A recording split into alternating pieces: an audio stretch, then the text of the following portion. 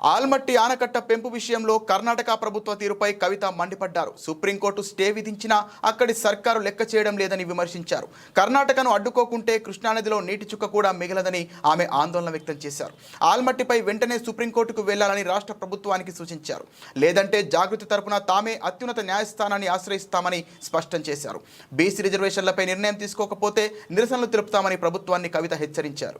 ఈ రాష్ట్రానికి సంబంధించినటువంటి అత్యంత కీలకమైనటువంటి జలవనరు మనకు కృష్ణానది. దక్షిణ తెలంగాణలో ఉండేటటువంటి 5 జిల్లాలకు మహబూబ్ నగర్, రంగారెడ్డి, నల్గొండ, సగం ఖమ్మం, హైదరాబాదు వీటన్నిటికీ కూడా ప్రాణదాయినిగా మనకు కృష్ణానది జలాలు ఉంటాయి. మరి వాటి కోసం మనము నిరంతరం పోరాటం చేస్తూ వచ్చినాం.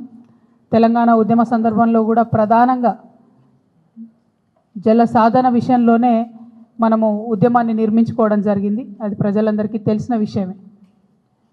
అదేవిధంగా ఉమ్మడి ఆంధ్రప్రదేశ్ ఉన్నటువంటి సందర్భంలో కూడా నదీ జలాల పంపిణీ విషయంలో, ప్రత్యేకించి కృష్ణానది విషయంలో కూడా మరి అనేక సందర్భాల్లో చర్చించి ఫైట్ చేసినటువంటి విషయాన్ని కూడా ప్రజలందరూ గమనించుకోవాలి. మరి ఆనాడు ఉమ్మడి ఆంధ్రప్రదేశ్లో ఉన్నప్పుడే మనకి ఇబ్బంది అవుతుంది కృష్ణానది కర్ణాటకను దాటి రావడం అని చెప్పి పెద్ద ఎత్తున సుప్రీంకోర్టులో కేసేస్తే ఆల్మట్టి డ్యామ్ హైట్ పెరగకుండా ఉమ్మడి ఆంధ్రప్రదేశ్లోనే మనందరికీ కూడా స్టే వచ్చింది. అటువంటి స్టేను ఇప్పుడు కర్ణాటక ఉల్లంఘిస్తూ మరి 1,70,000 ఎకరాలను సేకరించడానికి 70,000 కోట్లను రిలీజ్ చేస్తూ మొన్న కర్ణాటక ప్రభుత్వం నిర్ణయం తీసుకున్నది. ఆ తీసుకున్నటువంటి నిర్ణయం మీద తక్షణమే మహారాష్ట్ర ముఖ్యమంత్రి గారు స్పందించారు. వీళ్ళు ఇట్లా 5 మీటర్లు ఎత్తు పెంచుకుంటే 100 టీఎంసీలు నీళ్లు నిల్వ కృష్ణాలో ఉంచుకుంటే మా మహారాష్ట్రలో 2 జిల్లాలు మునిగిపోతాయి కాబట్టి మేము దీనికి ఒప్పుకోము, మేము సుప్రీంకోర్టుకు పోతామని మహారాష్ట్ర ముఖ్యమంత్రి గారు, భారతీయ జనతా పార్టీ అక్కడ అధికారంలో ఉంది, వాళ్ళు ప్రకటించడం జరిగింది.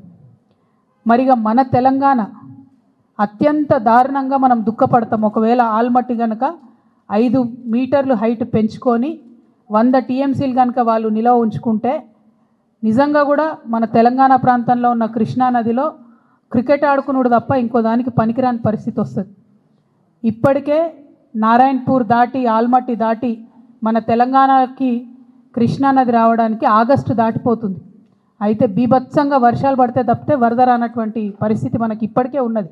అటువంటిది ఇంకొక 5 మీటర్లు పెంచితే 100 టీఎంసీలు నిల్వ ఉంచితే కృష్ణానది అనేటటువంటిది కనుమరుగయ్యే పరిస్థితి కనబడుతుంది. మరి ఈ విషయం గౌరవ పెద్దలు రాష్ట్ర ముఖ్యమంత్రి గారు, కాంగ్రెస్ పార్టీలో ఉన్నటువంటి పెద్దలు, ఇరిగేషన్ మంత్రి ఉత్తమ్ కుమార్ రెడ్డి గారు వీరికి అర్థం అవుతుందా అర్థం అవుతలేదా అనేటటువంటి మీమాంసలో బాధలో తెలంగాణ బిడ్డలందరూ కూడా ఉన్నారు. ఇవాళ మహబూబ్ నగర్లో అనేక మార్లు కరువు జిల్లా కాబట్టి నీళ్ళ కోసం కొట్లాడినటువంటి ఎంతోమంది కార్యకర్తలు మొన్నటి నుంచి ఫోన్లు చేస్తూ ఉన్నారు.